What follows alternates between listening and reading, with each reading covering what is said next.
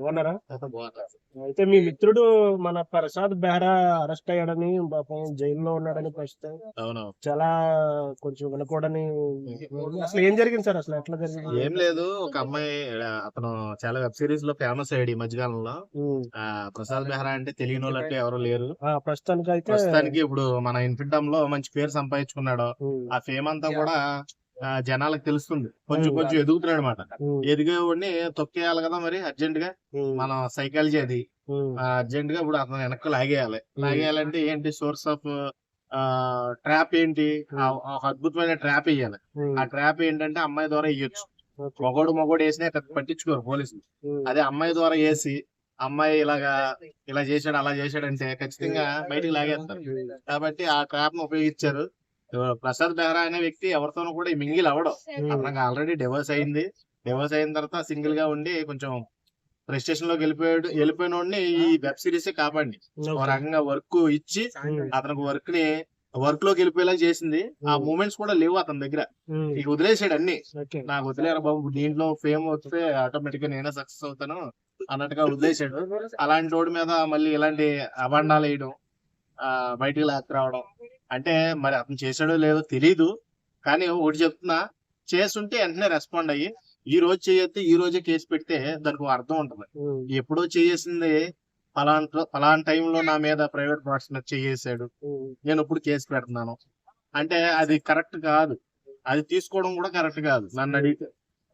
ఎప్పటికప్పుడే react అయితే మంచిది. ఇక్కడ అంటే పాత సీరియస్, ఇంతకు ముందు సీరియస్ ఏదైతే ఉందో అందులో అది తీస్తుండగా నాతో మిస్బిహేవ్ చేశాడు అంటే ఇప్పుడు ఫ్రెండ్ గా పిలిచాడు. ఇక్కడ కామన్ క్వశ్చన్ ఏంటంటే, అప్పుడు పాత వెబ్ సిరీస్ లో మిస్బిహేవ్ చేసినప్పుడు నువ్వు కొత్త వెబ్ సిరీస్ కి ఎందుకు సైన్ చేసావు అమ్మా? ఇలాంటి కామెంట్లు అంతే కదా పెట్టకూడదని చెప్పేసి అంటున్నారు. ఖచ్చితంగా ఇప్పుడు నువ్వు పాత వెబ్ సిరీస్ లోనే నా మీద మిస్బిహేవ్ చేశాడు, అలాగా మిస్ హ్యాండ్లింగ్ చేశాడు అని చెప్తున్నావు. నువ్వే చెప్తున్నావు, మరి కొత్త వెబ్ సిరీస్ ఎందుకు సైన్ చేసావు? అది తప్పే కదా. నీ కొద్దిగా తప్పు పెట్టుకొని ఏదో చూపిద్దాం అన్నట్టుగా, ఆ మనుషులు తప్పుని ఎదుగుదాం అన్నట్టుగా నువ్వు చెప్పడం అనేది కరెక్ట్ కాదు. ఫస్ట్ అయితే ఏంటి అసలు ప్రస్తుత పరిస్థితి ఏం జరుగుతుంది? అటు జానీ మాస్టర్ గానీ ఇటు ఎవరైనా ఒకటి చెప్తున్నా, వాడేసుకుని. నువ్వు అర్థమైంది భయ్యా నీ క్వశ్చన్ నాకు. ప్రతి ఒక్కరు కూడా లేడీస్ ఈ సోషల్ మీడియాలో యూట్యూబర్స్ నే టార్గెట్ చేశాయి. కానీ ఒక్క విషయం నాకు అర్థం కాని విషయం ఏంటంటే, ఆ లేడీస్ పేరుని మట్టికి గోప్యంగా ఉంచుతారు. వీళ్ళు ఆ లైఫ్ చాలా సెక్యూర్ గా ఉండాలి, వీళ్ళ మట్టికి రోడ్డు మీద పడిపోవాలి. అర్థమైంది? అదొక్కటే నాకు నచ్చల. ఏంటంటే వాళ్ళు కూడా వాళ్ళని పేరుని మెన్షన్ చేసి మీడియా కుదిలితే ఇంకా కనుమ ఆడవాళ్ళన్నా జాగ్రత్త పడతారు కదా.